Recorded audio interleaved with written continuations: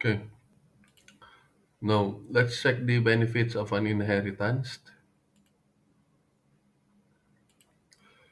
Number one, inheritance allows for the reuse of code from the parent class in the child class. Instead of writing the same functionality multiple times in different classes, you can define it once in a parent class, and then the child class can inherit and use that code.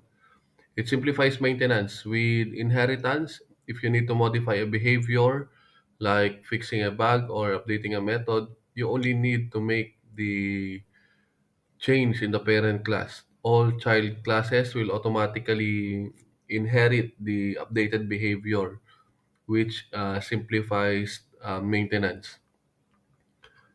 Then um, it supports hierarchical classification. Inheritance enables a hierarchical structure where classes can be organized into parent-child relationships, and this structure mirrors real-world relationships and allows for more logical classification of entities. Okay?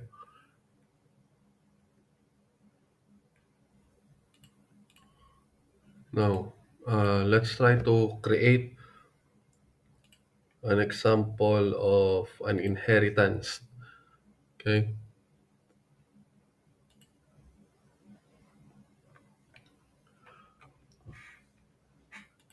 Let me just create another one.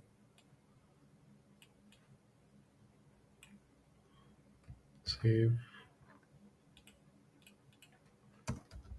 Okay. Now, here we will be um, creating an example or demonstration for inheritance. Okay, where one class can inherit the properties and behaviors from another class. Okay, let's start by creating a vehicle class that has a simple method to start the vehicle. Okay, so class vehicle. Then we will create a start method. Okay,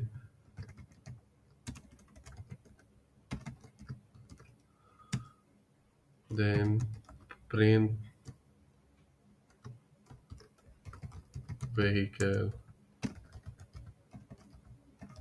started. Okay, now this one we just created a vehicle class with a method start. In this method, this will simply print out vehicle started. Okay, it will represent the generic functionality that any type of vehicle should have, like starting the vehicle. Now, creating the or let's create another class that will, okay,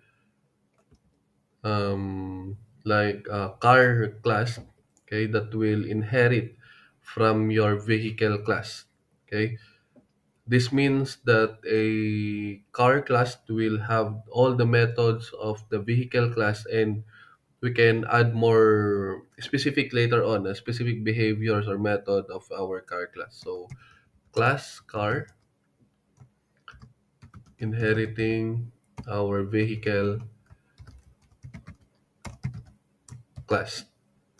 Okay, so here it will automatically inherit the uh, start method of your vehicle class, and we will try to create another method that will be specific to your car class. So drive.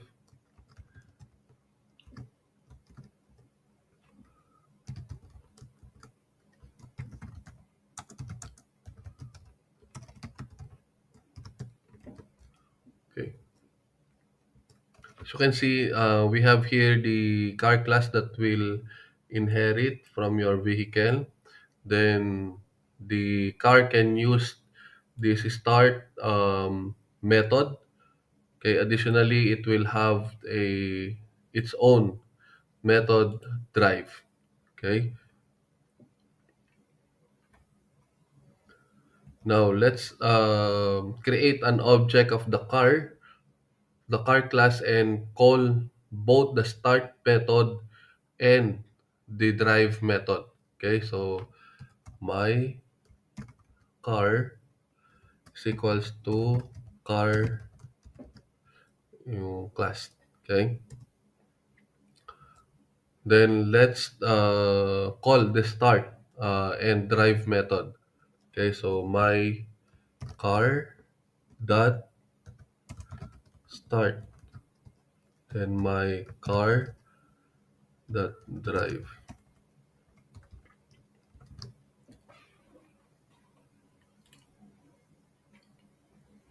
Okay,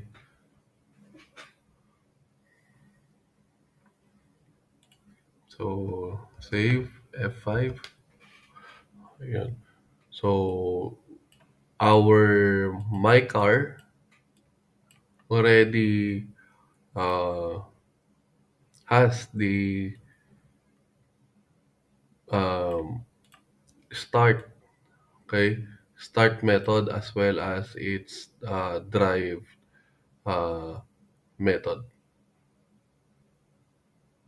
Okay, okay.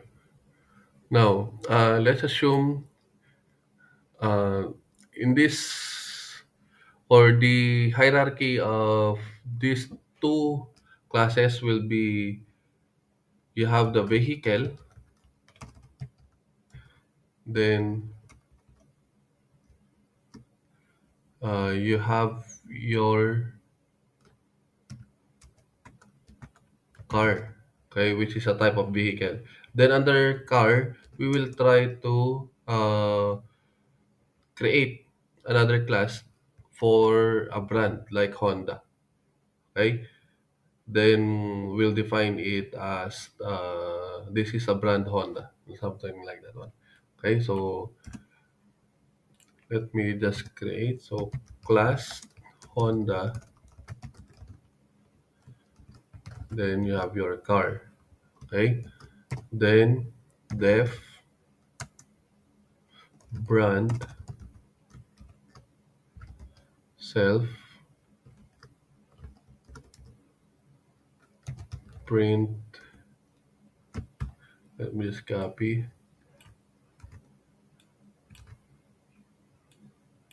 The car brand is Honda. Okay, save.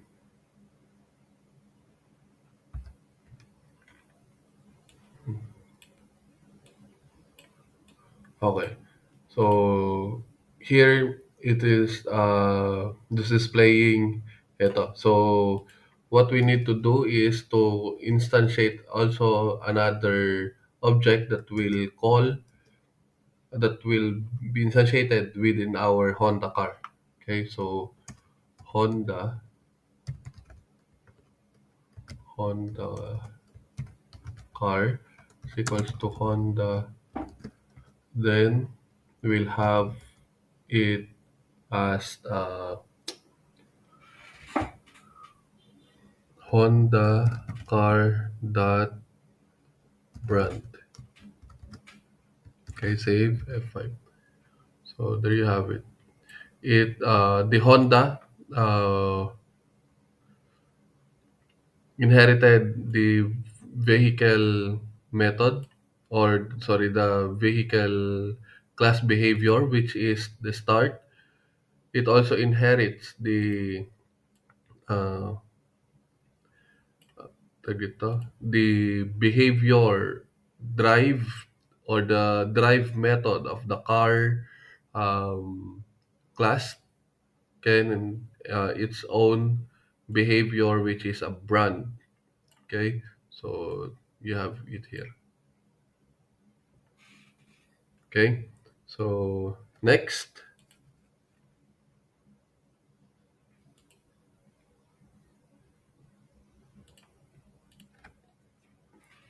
Next is, or will be the um last principle, which is the polymorphism. Okay, what is polymorphism, or what does a polymorphism means? Okay, polymorphism means many forms. Many forms meaning that the single function or method can take different behaviors based on the object that invokes the class. Okay, it allows a common interface to be used for different underlying implementations, leading to flexibility and scalability in your code. Now, in Python, okay, or as an example, in a real life example, you have a or driving can mean different things for different vehicles. A car drives, a motorcycle drives, and a bus drives, but they all share the common concept of driving. The behavior of driving may vary for each type of vehicle, but the action is still the same. Okay? In Python, polymorphism is achieved by method overriding. A child class can override a method from its parent class to implement specific behavior. Okay? Now, an analogy for polymorphism is that different people, and another analogy is that different people replying to the same hello, they all respond differently. Okay? Another one is clicking start in different apps. Okay? Action depends on the app.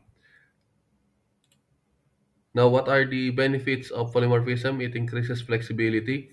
Polymorphism allows you to write generic code that can work with any class that inherits from a common superclass. Okay? It simplifies code by treating different objects as instance of a common class and calling the same method. Polymorphism reduces redundancy in your code. It supports method overriding. Polymorphism enables method overriding where a class provides its own specific implementation of a method that is already defined in the superclass. Now, what are the types of polymorphism? Polymorphism can be classified into two main types based on when the method behavior is determined. Okay, number one, you have your compile time or the method overloading. Now, compile time polymorphism, okay, occurs when the method to be invoked is determined at your compile time. Okay. Uh, this type is achieved via method overloading. Okay. Method overloading in another languages or in languages that supports compile time polymorphism like the Java or the C++, we can define multiple methods with the same name but different parameters. Okay. Python does not support compile time polymorphism or method overloading in the same way as other languages. Python functions do not have strict type signatures. Okay.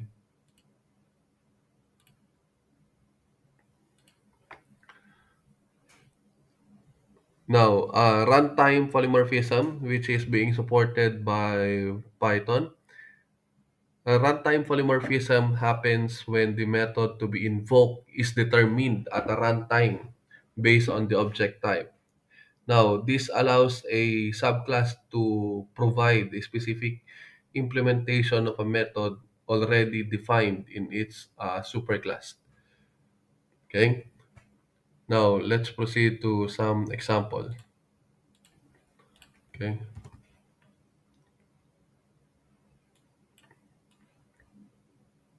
Again.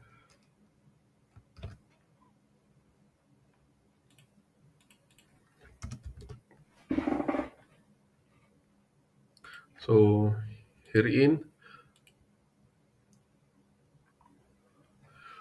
Okay.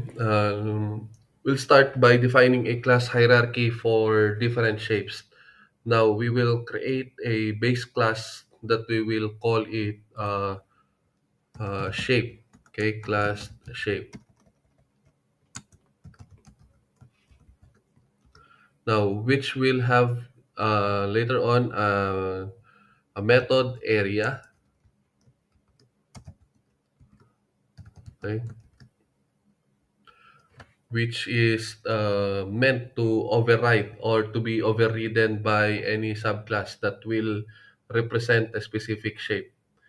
The method area, okay, this method area will be the base, will be in our base class, okay, and it will not perform or it will not perform any operation, but it will act as a placeholder for our subclasses. So again, if it will not perform anything, we'll just provide pass, okay, the pass keyword. Okay, in this means that this method will be overridden in subclass. Next, we'll define a class called square, okay, which will inherit from our shape, and in this one it will provide its own implementation of the area, okay, since it has its own computation of an area. Okay, so class square, then def area self, okay, then return sample a 4 by 4 uh, square, okay,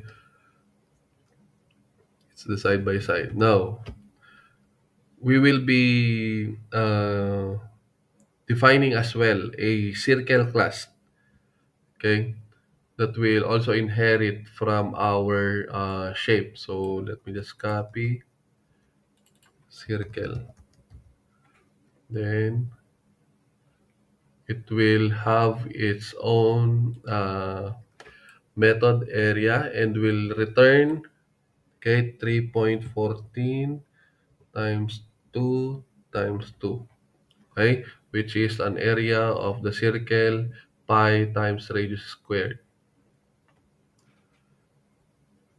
Now, we'll create a list that will be called shapes, okay, that will contain instances of both square and circle. We'll try to loop them, okay, we'll loop it through a list and call the area, okay, area method on each object, okay. So we will create a list of shapes. So shapes,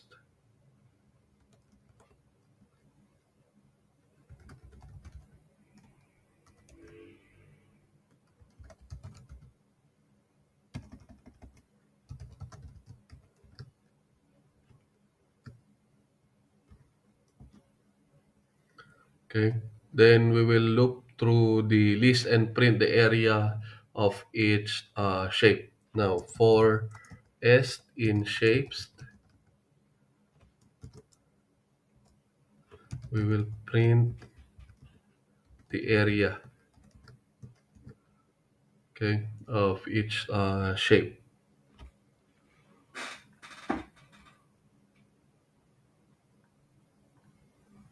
Okay, so let me save and let me run. Okay, so it prints the area of the square and the area of the circle. Okay,